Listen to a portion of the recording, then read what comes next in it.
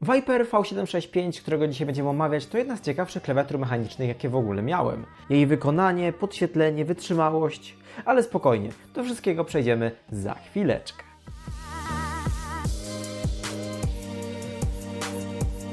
Pierw zobaczmy, co dostajemy w zestawie wraz z klawiaturą Viper V765. W pudełku oprócz klawiatury Viper otrzymamy magnetyczną podkładkę pod nadgarstki, kluczyk do ściągnięcia nakładek oraz czerwoną kopertę, w której są naklejki oraz skrócona instrukcja obsługi. Przechodząc do samego wyglądu, musimy już stwierdzić, że mamy do czynienia z czymś naprawdę z wyższej półki cenowej. Cały front klawiatury wykonany jest z aluminium, który naprawdę wygląda bardzo dobrze. Spód klawiatury jest z plastiku, natomiast waga to około 1100 gram. Z tyłu możemy dostrzec przewód o długości 180 cm, który posiada czerwono-czarny oplot, dzięki czemu jest bardziej wytrzymały na wszelakie uszkodzenia. Klawiatura może również pochwalić się wodoszczelnością z certyfikatem IP56, większą wytrzymałością oraz odpornością na kurz i zabrudzenia. Więc tutaj jak najbardziej wow. Super, że za taką cenę otrzymujemy również takie rzeczy. Czas przejść na spód klawiatury, gdzie dostrzeżemy gumki antypoślizgowe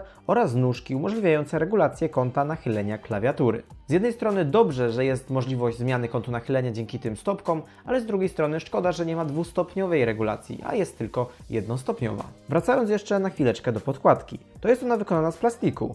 Od spodu posiada gumki antypoślizgowe, a u góry posiada gumowe wykończenie. Vipera V765 można kupić z dwoma rodzajami przełączników: Kyle White oraz Kyle Red. White'y są bardziej dla osób, które dużo piszą, Redy natomiast dla osób, które bardziej preferują gry. A dlaczego jest to ważne? Ponieważ White'y mają bardzo charakterystyczny klik. A właśnie moja klawiatura ma przełączniki Kyle White, więc będę mógł Wam to zademonstrować, ale za chwileczkę. Teraz jeszcze porozmawiajmy przez chwileczkę o tych switchach. Są to Kyle White. Te switche mają bardzo dobrze wyczuwalny moment aktywacji, a każdy wstukany znak odwdzięcza się głośnym kliknięciem. Zdecydowanie nie jest to propozycja dla użytkowników lubiących cichsze mechaniki, ponieważ jest to dość słyszalne. Punkt aktywacji wynosi około 1,8 mm, a cały skok klawisza to około 4 mm. Teraz posłuchajcie, w jaki sposób klikają przełączniki w Viperze V765.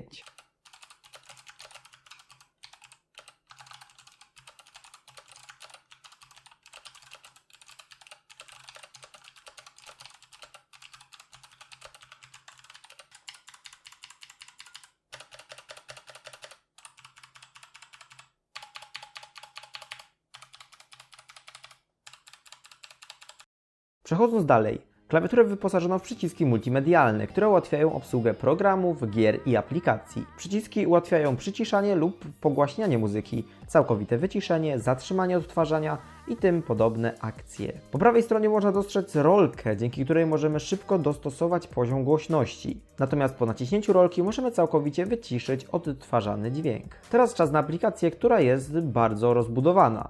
Mamy tutaj możliwość zmiany trybu oraz koloru podświetlenia, jest możliwość ustawienia makr oraz funkcji multimedialnych dla każdego pojedynczego klawisza. Oczywiście tak w skrócie, ponieważ tam jest sporo więcej funkcji, ale to już będziecie mogli się pobawić Wy, jeżeli zakupicie Vipera V765.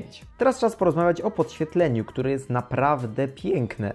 Dodatkowo Viper V765 posiada podświetlone paski na bokach, przez co efekt jest jeszcze lepszy. Oczywiście mamy możliwość ustawienia oddzielnego koloru czy trybu na switchach, a oddzielnego na bocznych panelach. Klawiatura wspiera podświetlenie punktowe, więc możecie ustawić na każdym pojedynczym switchu dowolny kolor. Teraz czas na pokaz świetlny. Producent przygotował dla nas naprawdę bardzo ładne tryby, które warto zobaczyć. Podświetlenie jest naprawdę mocną stroną tej klawiatury, gdyż diody zamontowane w switchach są dosłownie milimetry pod keycapem, dzięki czemu efekt rozchodzi się po całym froncie klawiatury. A na dodatek aluminiowy front potęguje ten efekt, bardzo ładnie rozpraszając światło tak jakby na tle, dzięki czemu efekty są jeszcze ładniejsze. No i muszę przyznać, że każdy z tych efektów jest bardzo dobrze dopracowany. Nie ma tam żadnych jakby lagów, jeżeli chodzi o tryby. Wszystko jest bardzo dobrze przemyślane, tryby są ładne, przejrzyste. Oczywiście w aplikacji możemy zmieniać tak samo jasność, jak i prędkość trybów, co oczywiście jest na plus. Viper V765 kosztuje obecnie około 400 zł. I za te 400 zł otrzymujecie klawiaturę naprawdę dobrze wykonaną, z bardzo ładnym podświetleniem, spoko przełącznikami Kyle White lub Kyle Red, w zależności którą wersję kupicie, oraz zwiększoną wytrzymałością, czyli odpornością na zachlapania i zwiększoną wytrzymałością na wszelakie uderzenia, czyli uszkodzenia mechaniczne. A z racji tego, że jest to klawiatura gamingowa, to bardzo dobrze, że jest właśnie zwiększona wytrzymałość, ponieważ nawet jak się wkurzymy, to klawiatura powinna przetrwać. No i mam jeszcze to, co do niedawna nie było takim oczywistym widokiem, czyli klawisze multimedialne oraz rolkę do zmiany głośności, co oczywiście jest bardzo dużym plusem. Jeżeli ktoś z Was ma Vipera V765, to zachęcam do zostawienia komentarza, jakie widzicie plusy oraz minusy podczas użytkowania tej oto klawiatury. Ja się z Wami żegnam i widzimy się w następnych odcinkach. Cześć!